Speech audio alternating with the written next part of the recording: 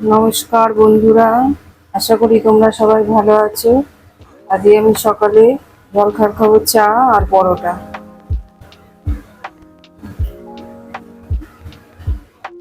এই বাজার করে এনেছে দেখো, এই যে কুমড়ো ফুল আর এই যে কচুর শাক ধুয়ে রোদে দিয়েছে,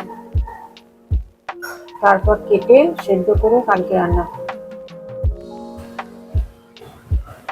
কড়াইতে তেল দিয়ে দিলাম,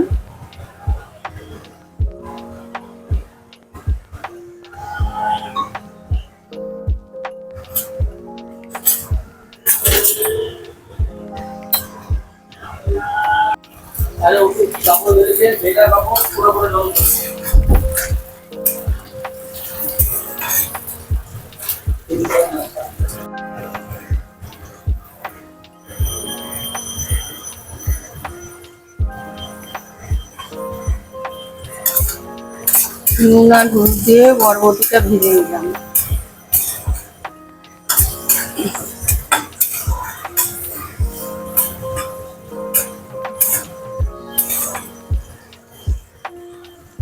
ভাজা হয়ে গেছে, এবার তুলে নেবো।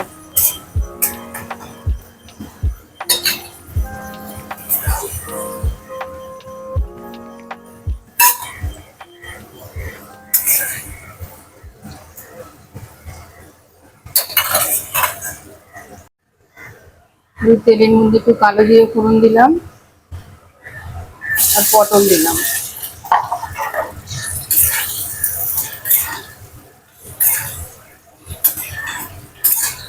আমরা পোস্ত তো অনেক রকমেরই খেয়েছি, ঝিঙে আলু পোস্ত, এমনি আলু দিয়ে পোস্ত, পটল পোস্ত। আজকে আমি পটল আর বরবটি দিয়ে পোস্ত রান্না করব।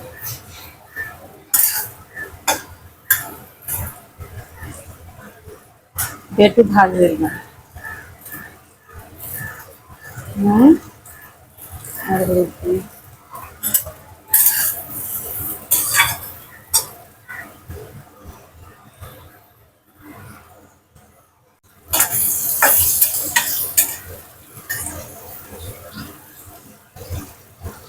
পটল ভাজা হয়ে গেছে, এর মধ্যে নারকোল, পোস্ত, দুটো কাঁচা লঙ্কা দিয়ে বেটে নিয়ে একটুখানি কালারের জন্য শুকনো লঙ্কা গুঁড়ো দিয়েছি।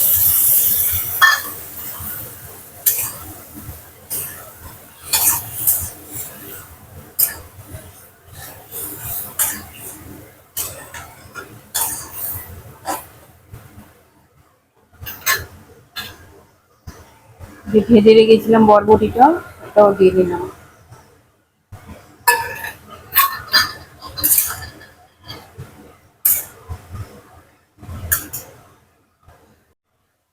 বড় কাঁচা লঙ্কা দিলাম, সামান্য মিষ্টি দিলাম, আর আগে থেকে একটু নুন দিয়ে ভেজেছিলাম সেই জন্য আর অল্প মিষ্টি নুন দিলাম।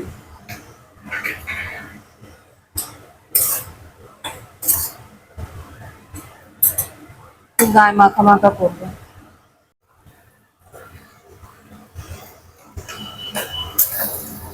আর বরবটি আর পটল পোস্ত হয়ে গেছে, এবার এটা গ্যাস বন্ধ করে নামিয়ে নেব।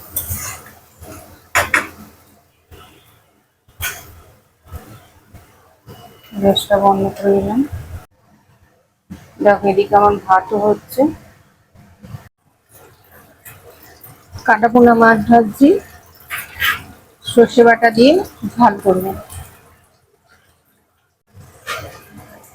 মাছ ভাজা হয়ে গেছে, কালো জিরে ফোড়ন দিলাম, এর মধ্যে সর্ষে, পোস্ত আর হলুদ আর একটু কালারের জন্য লঙ্কা গুঁড়ো আর একটা কাঁচা লঙ্কা দিয়ে দিয়েছি, দু রকমের সর্ষে দিয়েছি।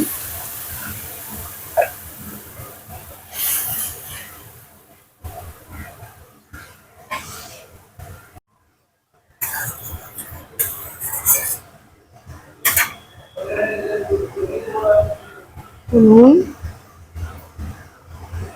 অল্প মিষ্টি, চিনি দিলাম।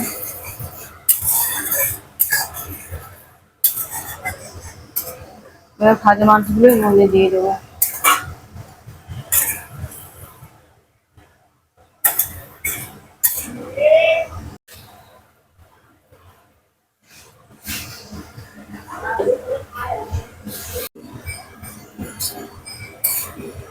কাটা পোনার ঝোল তৈরি।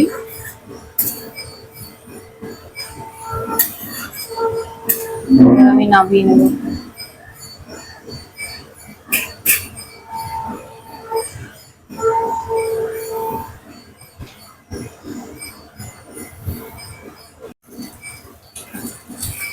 বাটা মাছ ভাজছি।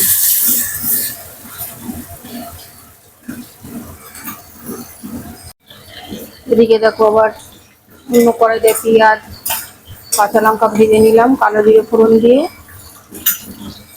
এবারে চিচিঙ্গা ভাজবো।